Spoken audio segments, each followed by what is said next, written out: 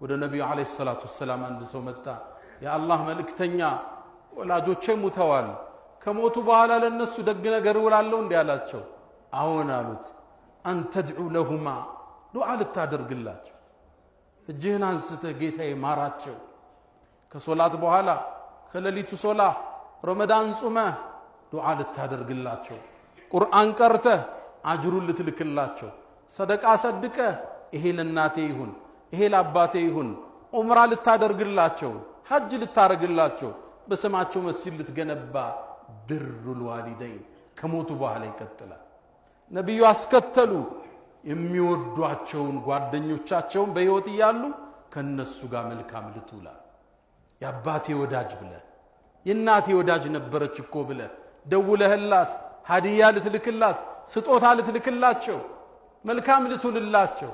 እነሱም ሲደርሳቸው የዛች ደግ ልጅ እኮ ነው እምትባል መሆን አወለዱን ሷሊሁን يدعو له ነሚሉ ነብዩ ወይም ደግ ልጅ ዱዓም ያረግላቸው አሉ ነብዩ አለይሂ ሰላቱ ወሰለም